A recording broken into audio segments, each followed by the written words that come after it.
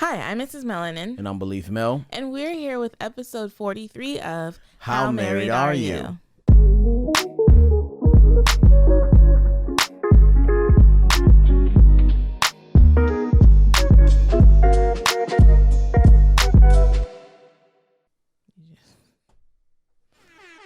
Babe, it's a purple one.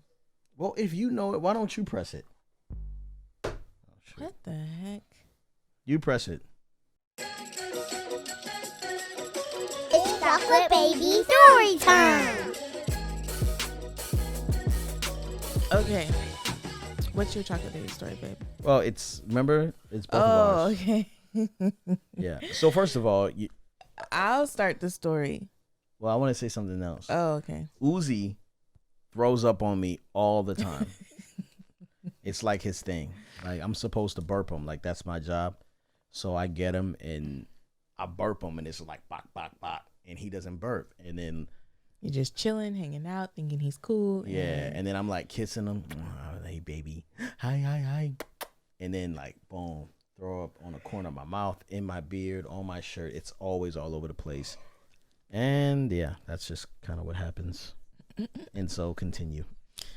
So today we had some friends come over and bring us dinner, which, by the way, let me just put this little plug out there. If you have people in your life who just had a baby, no matter if it's the first kid or the 15th kid, blessing them with a meal is just, it's top notch. It's just what you do. You don't have to, and don't expect to sit there at their house and hang out or whatever.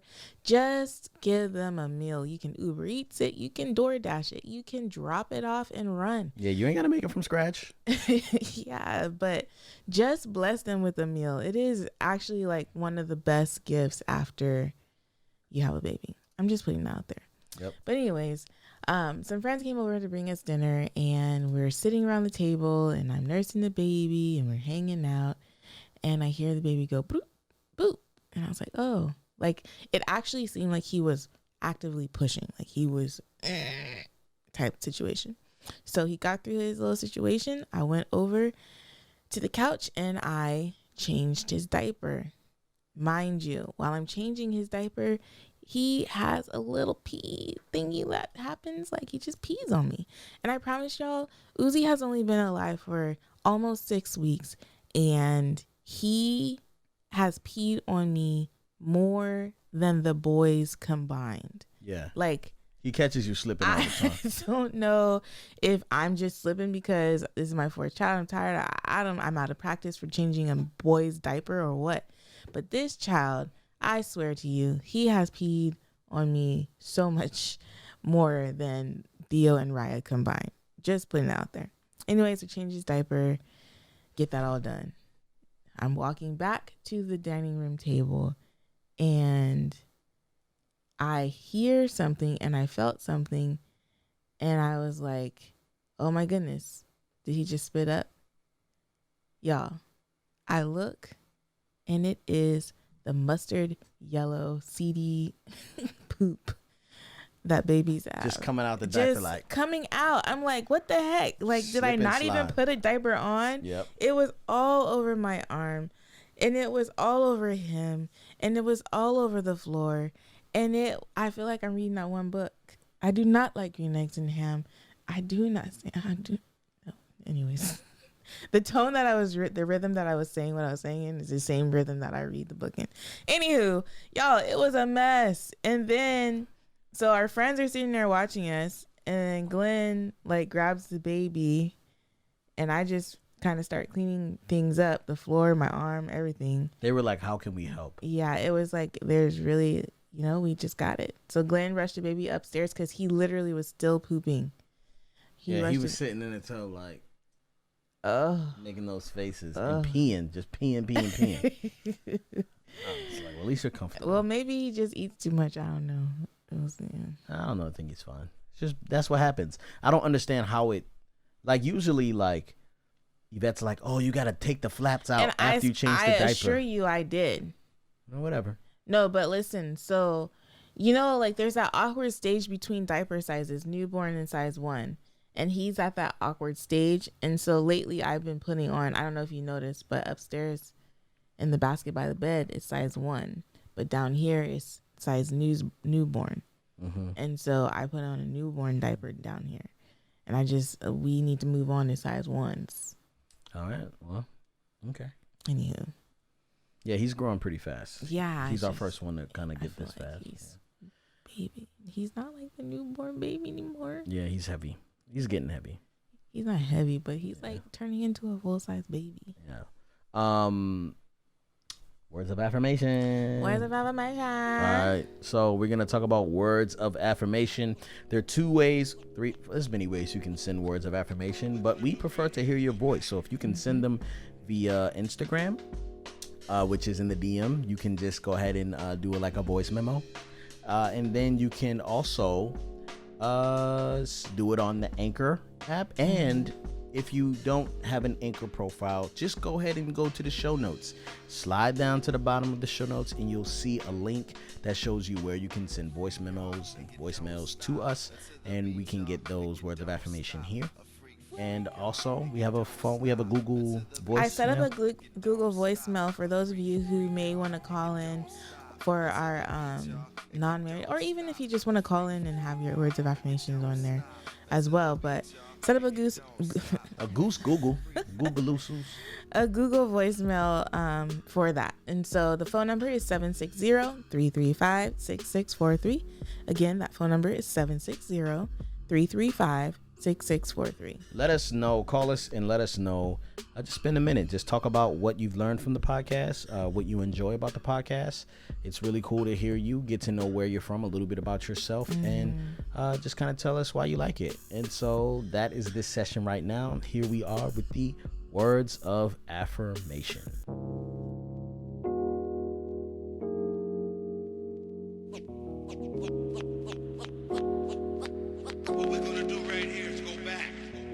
This is Elizabeth. I am residing in Michigan, and I just listened to the last episode. Thank God it is not the last episode. I'm literally thanking God. And I wanted to affirm you both for your openness, your transparency, being so raw. Don't stop to the beat, y'all, and you don't stop. A freak, y'all, and you don't stop to the beat, y'all, and you don't stop. A freak. So wanted to affirm y'all for bringing online a topic that you brought offline. In the last episode, you were talking about the leftovers and almost didn't talk about that on air. Totally respect why you wouldn't, but I wanted to thank you for bringing it on air. That's actually something. So navigating, giving other people my best and not giving my family my best. That's something that I've seen in myself, and so listening to you communicate and talk about it gave me perspective that I hadn't had. So thank you for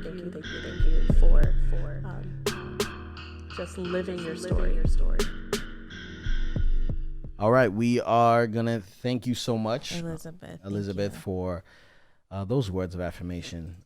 We appreciate just the rawness that you give back to us when we give you rawness. And speaking of rawness, we haven't had any voice memos yet, but we have had people email us. Yeah. So on Tuesdays, we're gonna do a new thing where we kind of take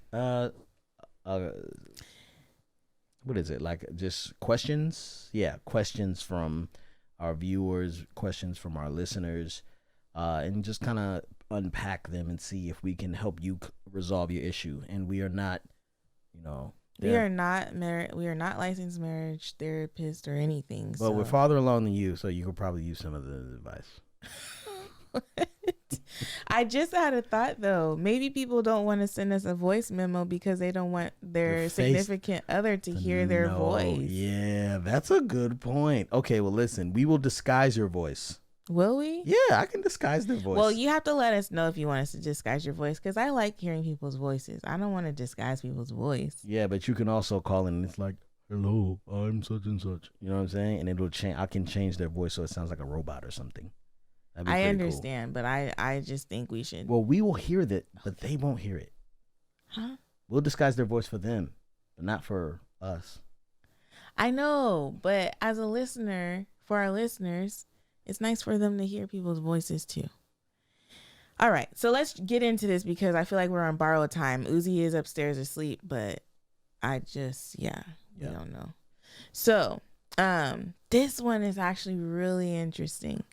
I kind of told Glenn what it was about, but I didn't really tell him. I was like, let me listen to it live. So, I'm going to read this email.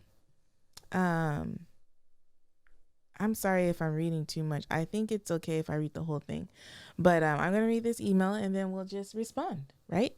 Dear Yvette and Glenn, I hope you are both well and congrats on the birth of Uzi. I'm a 24-year-old woman that's recently gotten into a serious relationship with a wonderful God-fearing man. I really can't emphasize enough how great he is. We met at a mutual church friend's wedding and were friends for a year before deciding to date. We've spoken about marriage and will definitively decide whether we should get engaged later this fall when I return from a 4-month-long work trip overseas. Should I tell my boyfriend about the sexual, emotional, and physical abuse that I experienced as a child and during my undergraduate years before we enter into this season of preparing for marriage?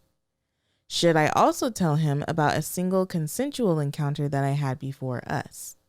He's never been in a relationship before and is a virgin, which, because of my active participation in leadership in our church, many people, and I suspect him, assume that I'm a perfect poster child for Christianity and have no clue or idea what I've experienced.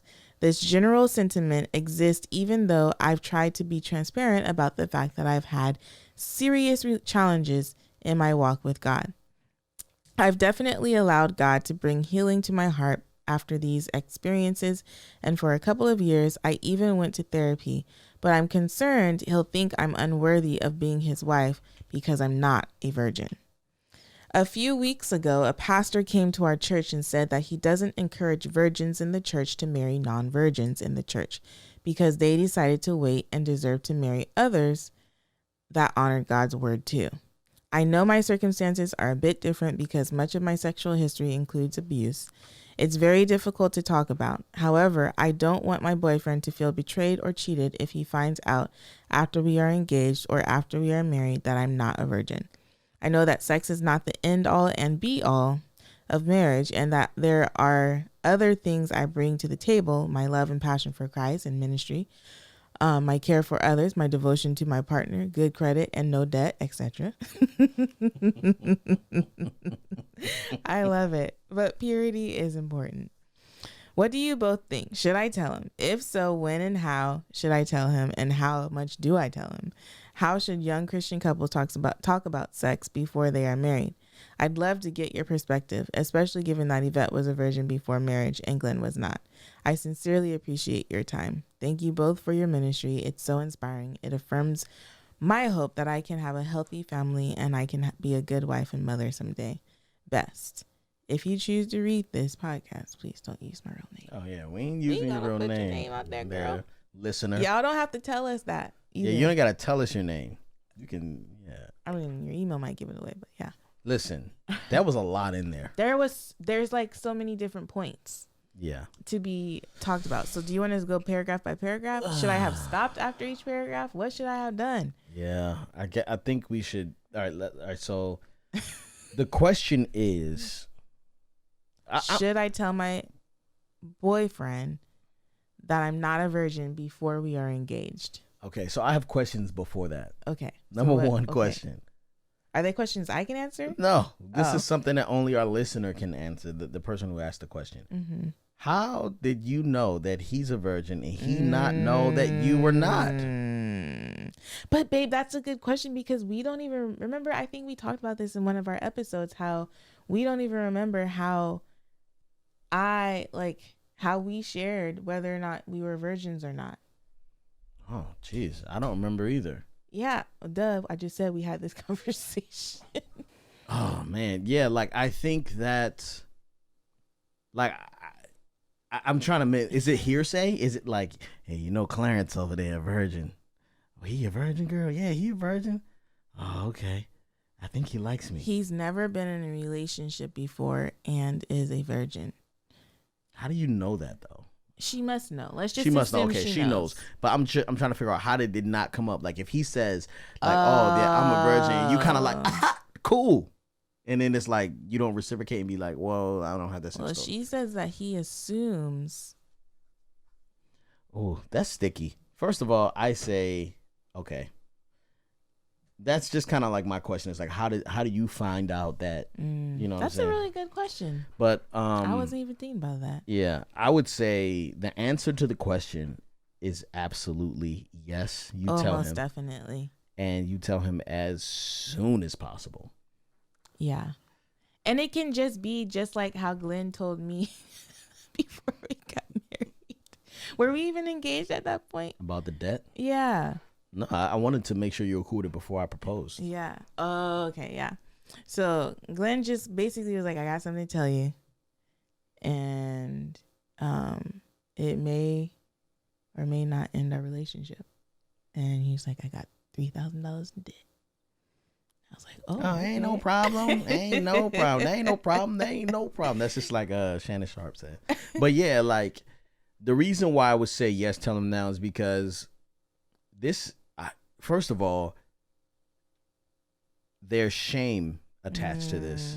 Mm-hmm. And the shame will make you feel like you won't be accepted by, or you're not good enough, or, and I don't want, I wouldn't want, you know, someone who I know and like a friend of mine, and I'm just going to treat you like you're my friend.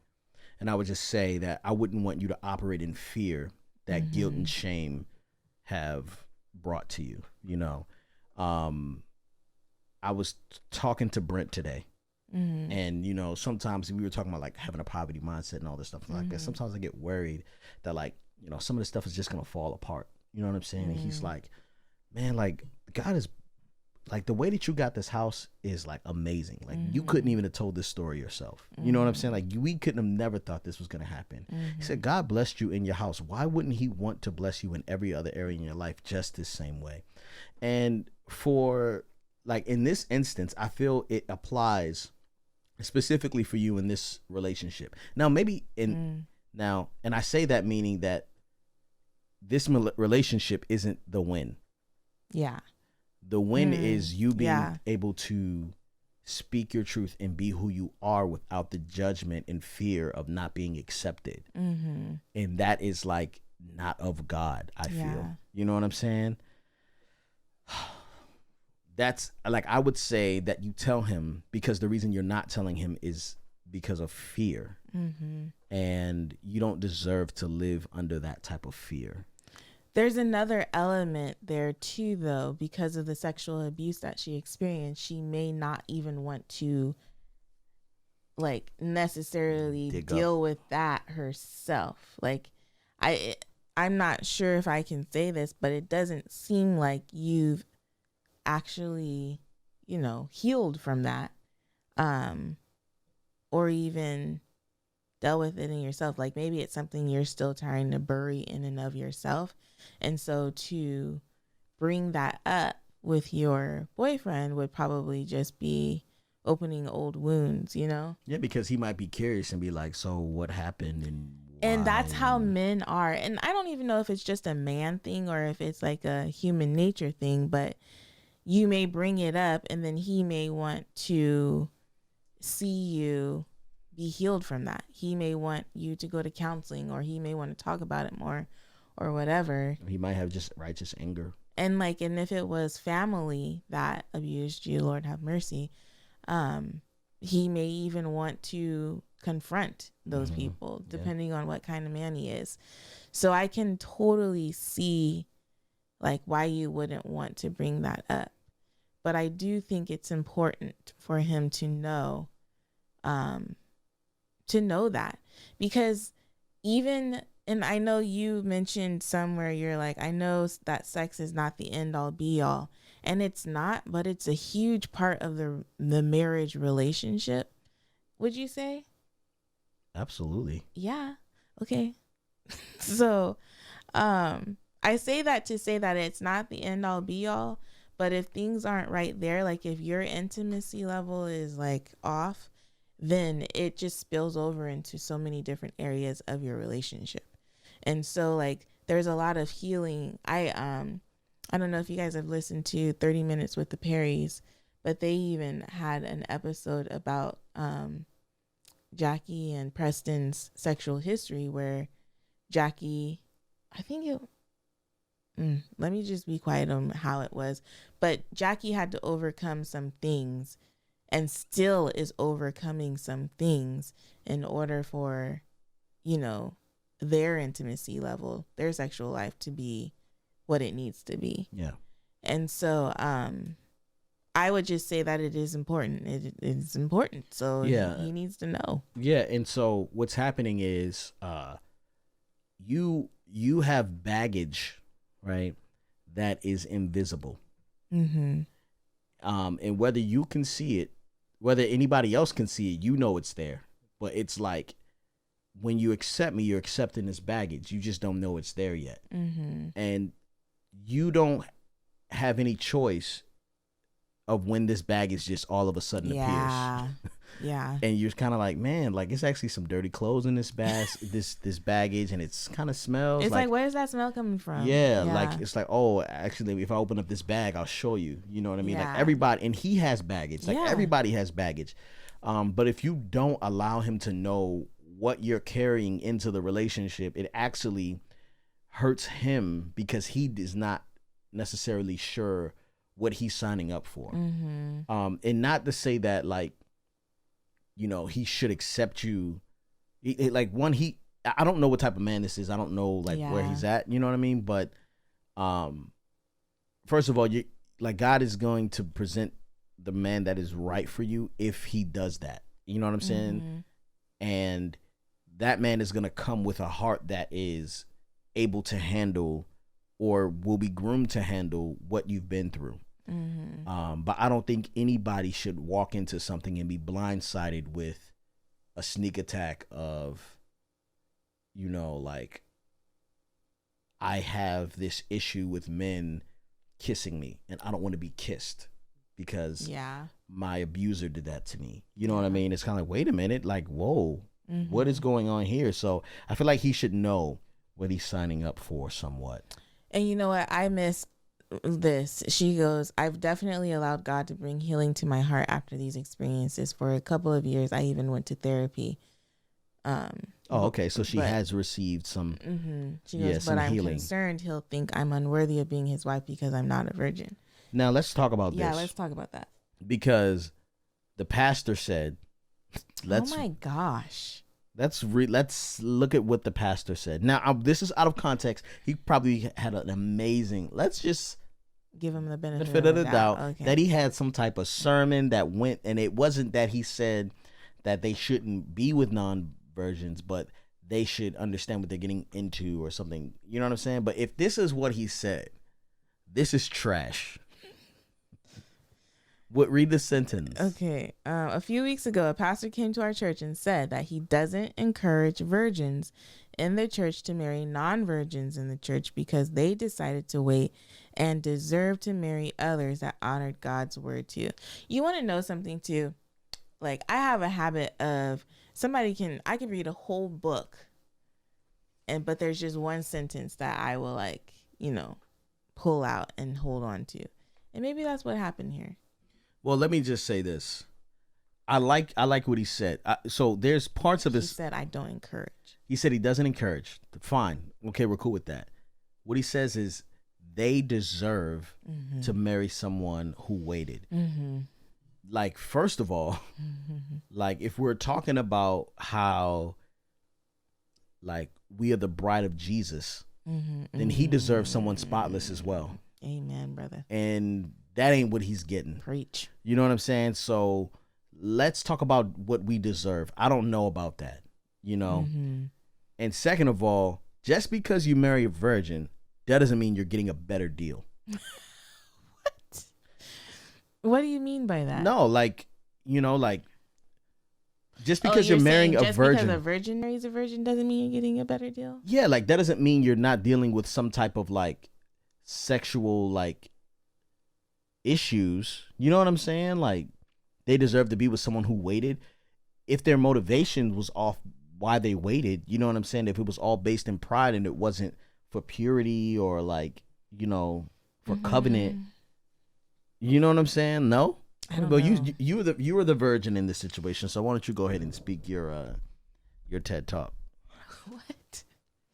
I don't know. Like, I don't hold it against you that you're not a virgin.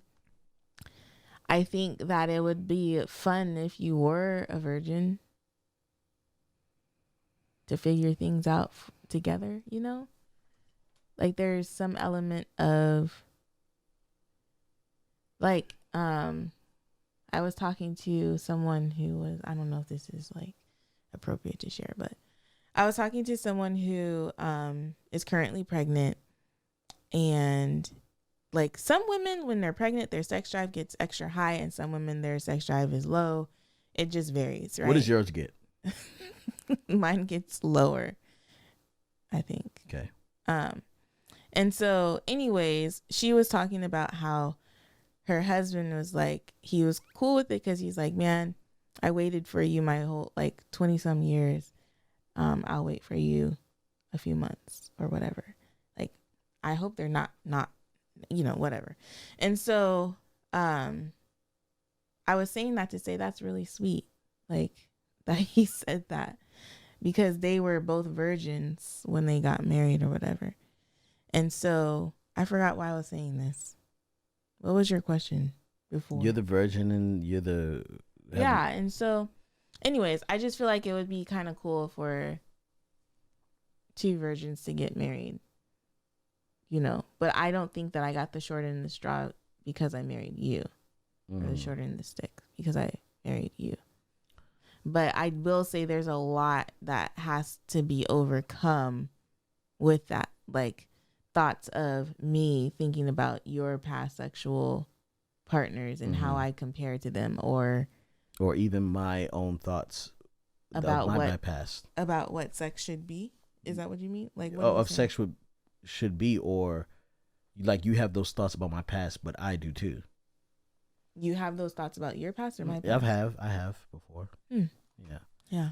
But like that is something to take into consideration before you get into a relationship with someone, because there is a certain level of expectation that comes from a person who is experienced, that a person who is not experienced may be like kind of thrown off by, you know what I'm saying? Or it takes that person just having an extra level of patience, like long suffering, you know, which really isn't taught.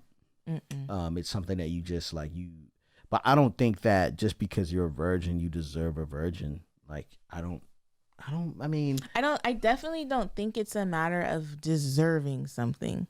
Like, I don't necessarily think that I deserved a virgin groom.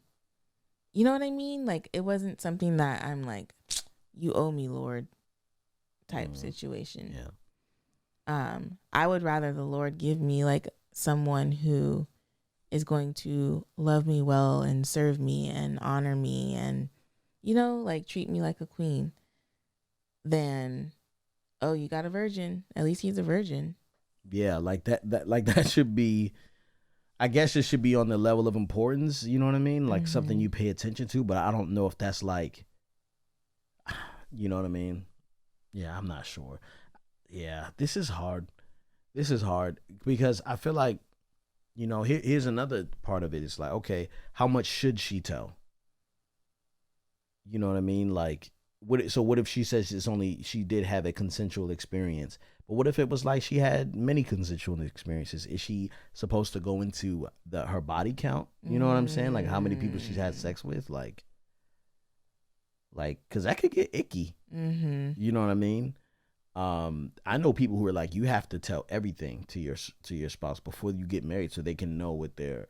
I'm like, I don't know about all that. Like, you know what I mean? That's some people don't even want to know. I know. I was going to say it might depend on who you're in a relationship with, because I think I did ask you how many you've had sex with, and I don't know if I really did want to know that, you know? Yeah. I don't think that was something I wanted to know, but at the time it seemed like a good question. Yeah, and it was a dumb question because I told you, and you were like, really? I'm like, yeah. You asked. At least you were able to tell me how many, because some people probably couldn't. Yeah. Like, Yeah. And so, but like, even still, so I'm just not like, I'm not trying to judge this situation, but I do feel like people have a right to know what they're getting themselves into. And I think you have a right to know whether this person is going to accept you. Because that's really what it is. Like, you don't want to be with someone who, and I know it's hard to find people. I actually don't know what it's like dating in this lifetime right now, because I don't want that life. You know what I mean? Like, I just don't. But I know it's hard, and you're kind of feeling like, dang, man, like, am I going to lose this opportunity by telling this man the truth, you know? And I think that it's okay for you to figure that out. Yeah. If you lose him, you lose him. The Lord, like Glen would say, the Lord has someone better for you. If you lose him, then good. Yeah. Like, he lost you. Like, you were the catch. Yeah. You know, and that's what I really believed early on, is like, yeah, you could probably find somebody better, but so will I. I was very confident in that, because I knew that the Lord wasn't going to set me up with nothing that, even if it was someone who I was like, man, I don't think I should, I think I could probably be with someone different. Like, I know that was going to be the best thing for me, and I was going to work hard toward it, you know? And I don't know what made me believe, like, even foreshadowing a doubt that that it wouldn't work out. But I felt like early on, like, I just was kind of like, yeah, man. I would always tell Yvette, like, if you're not the one, God got something better for me. So, and she was like, what do you mean? Guys, he told me that so often. I'm surprised we sitting right here together.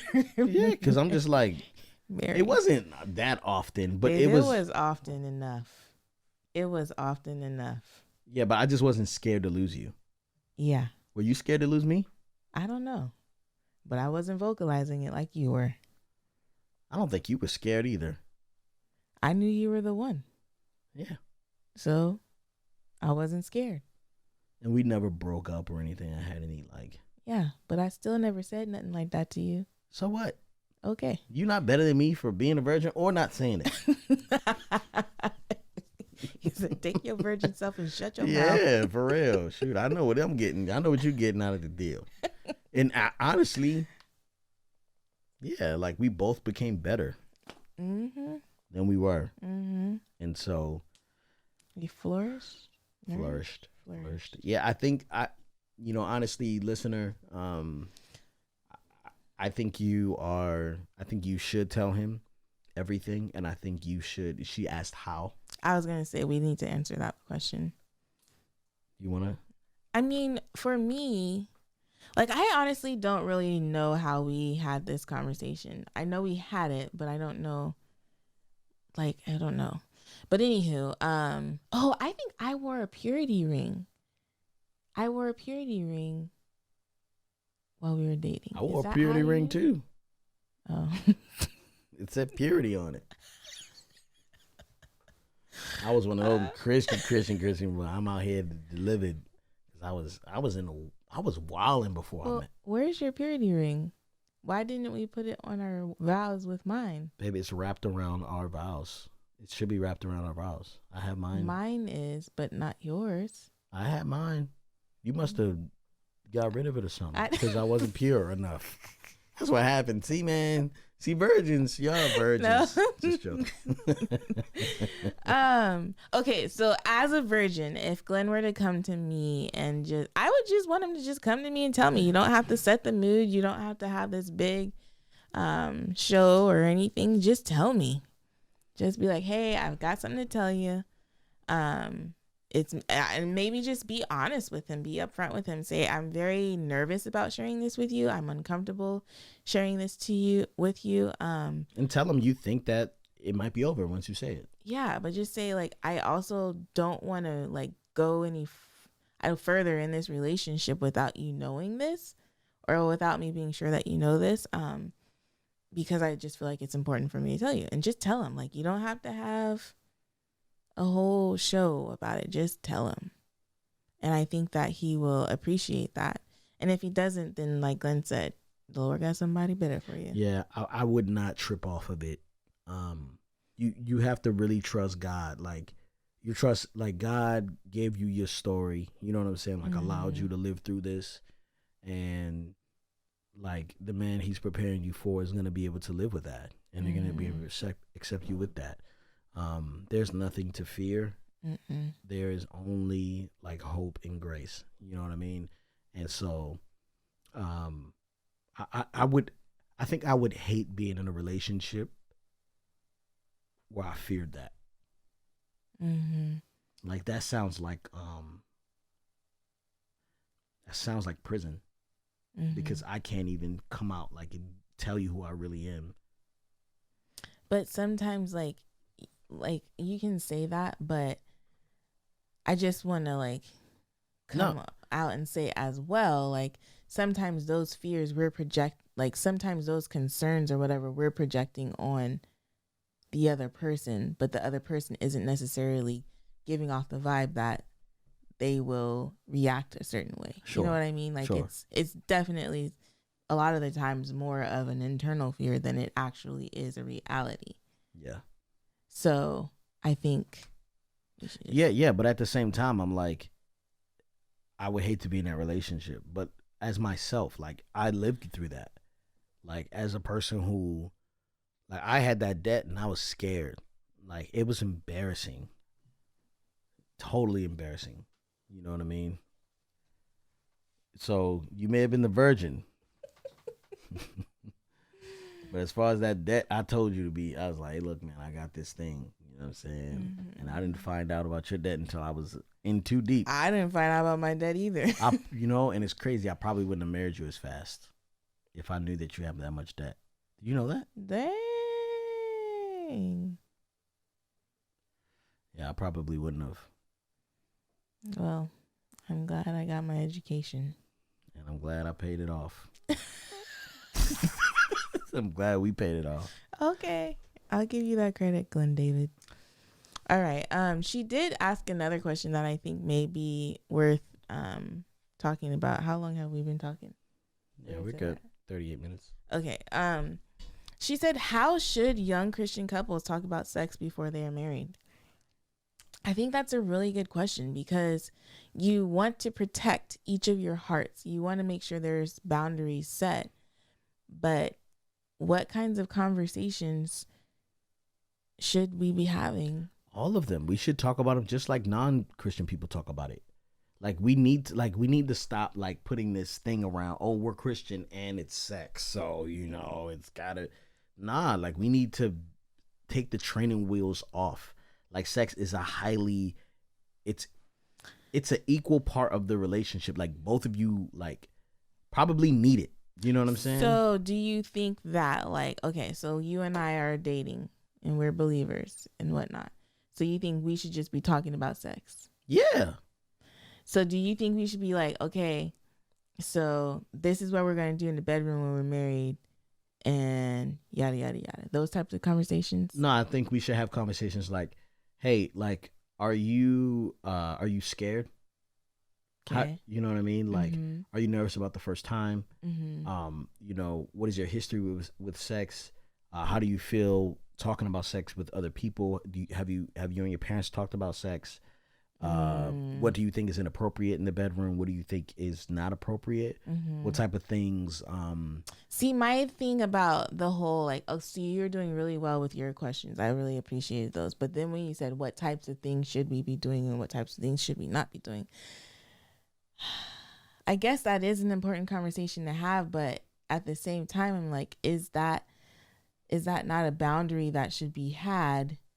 Because then your mind goes there. You're starting to envision, like, yeah, and that's when we start talking about a lack of self-control. So I'm saying we should have the conversation, because we should have the conversation. You know what I'm saying? You're saying, I don't even want my mind to go there, so I'm going to avoid it as much as possible so we won't do it. Yeah. Okay. And then we'll have the conversation when it's too late and you're stuck. What are you saying? You're stuck, Glen David? I mean, I was, but now I like being stuck. We've talked about this in previous episodes. We have. The experience we had with sex, it was very rough, but like we got through it after 6 years. But yeah, like I feel like there has to be a point where we as believers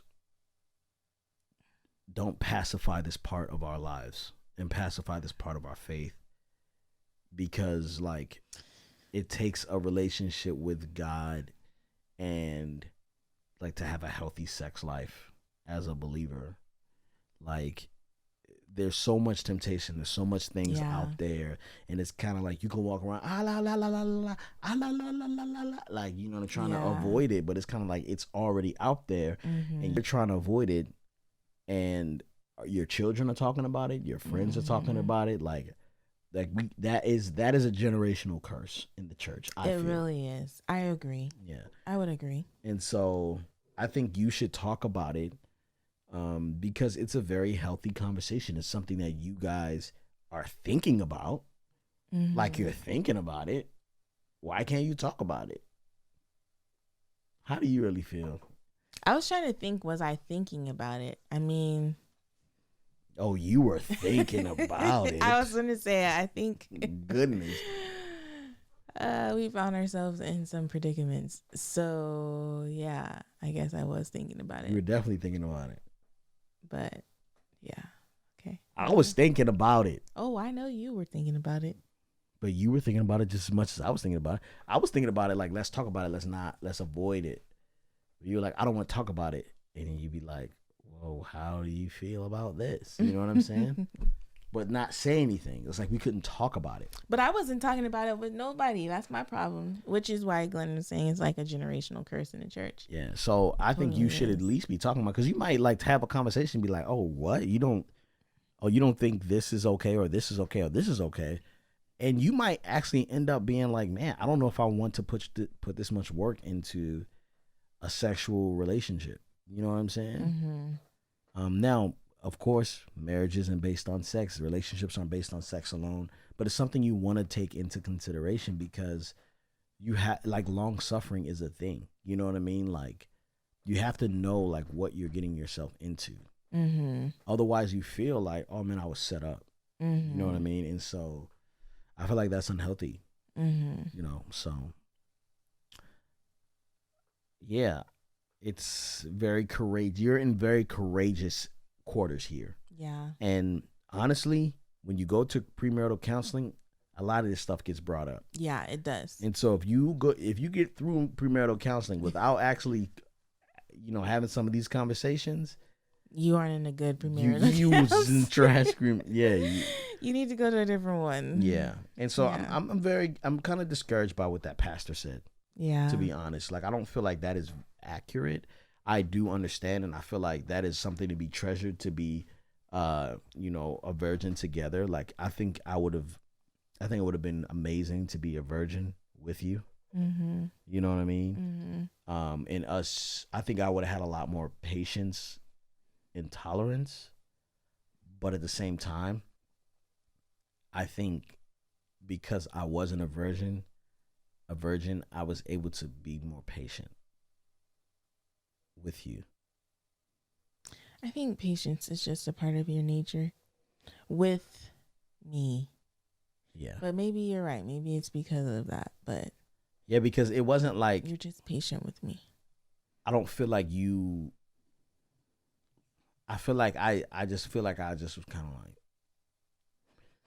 like, you know, this is kind of like one of those, like, it was weird. Like, that's interesting. You know what I mean? A lot of times I'm like, well, this is just it, you know? And so a lot of that lack of hope, and I don't know if I wasn't brave enough to be like, yo, we need to talk about this.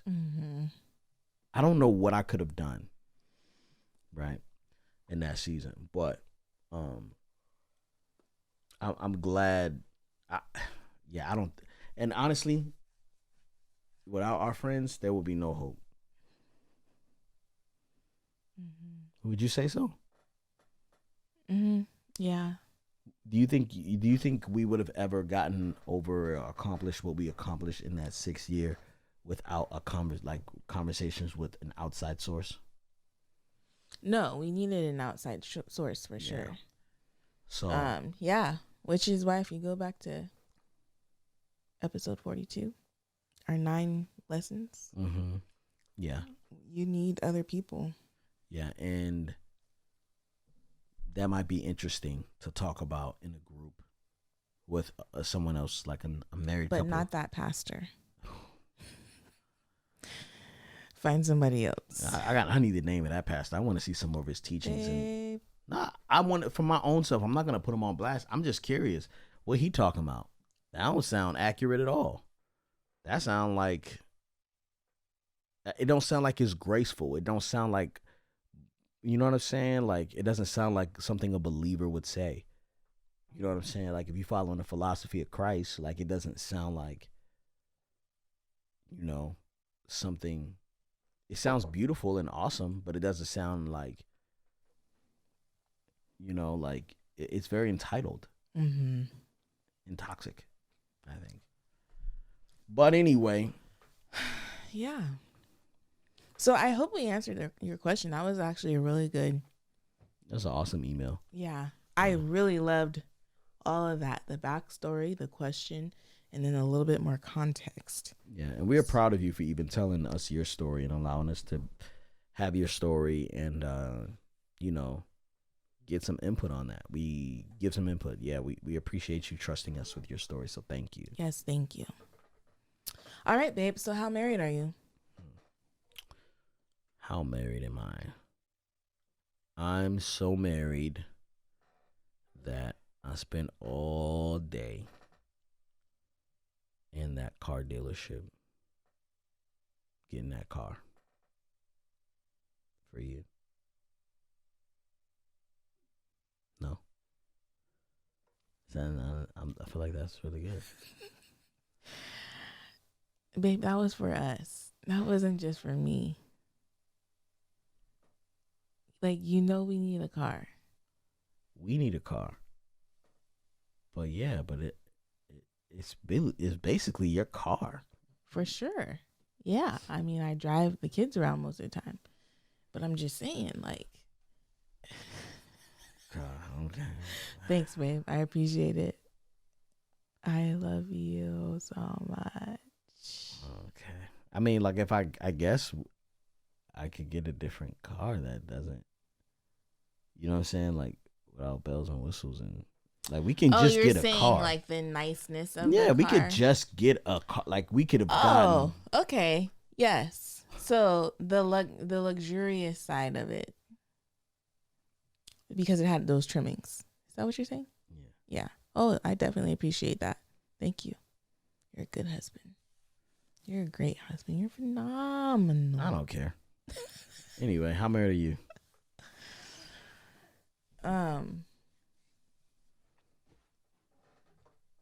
Can I give you a compliment? Sure. You've been hooking up my eggs. Every time you always give me the good eggs, and they're always runny, just like I like them. They fall on the grits, and it's a whole experience. Y'all, runny eggs on top of grits. It's like you don't even need butter. It's just the yolk. The yolk is the cheese. It's the yolk cheese. It's the butter. It's the seasoning. It's just everything. Now, when I tell you, when I met this woman, she didn't like eggs. She didn't like scrambled. I really didn't. Now she's It wasn't until Glen made me eggs, because the thing about it is the consistency. Mm-hmm. And so Glen would do like a scrambled eggs, something or other, but he would just have everything all up in it. And so it made it less like gooey and like whatever. And the cheese be crunchy sometimes. Yeah. So I liked it.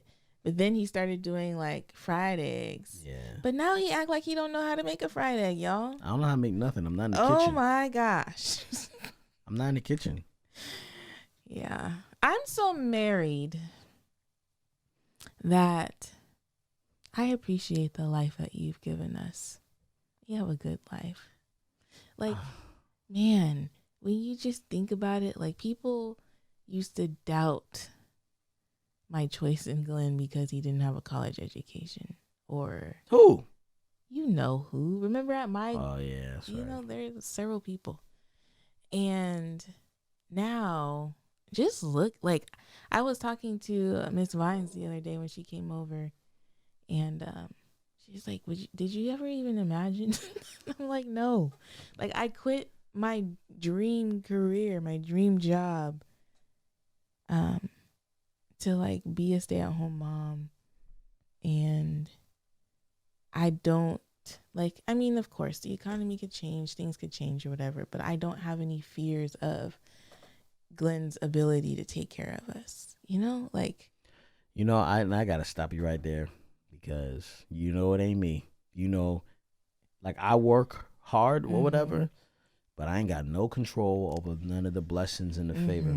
You're right, it's the Lord. That's but all your God. obedience to the Lord and your leadership makes it easier to, like, you know, just be your helpmate. I appreciate you appreciating that.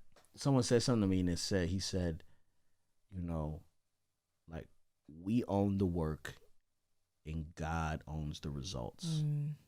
And so if we just worry about we focus on the work, the results will come. We don't worry about what it looks like. It doesn't have to look like what we expect it to look like. Yeah. But God owns the results, you know. And as long as I'm working in obedience, like I trust God with the results, and I'm okay with however that looks. For sure. Yeah. And so it definitely. I'm glad that you allowed and so you say like the life I've given, which you know I don't agree, but you've trusted me with space and you trusted me with time, and you continue to trust me with that, and that helps. You know what I mean? Me be able to work and dream and think.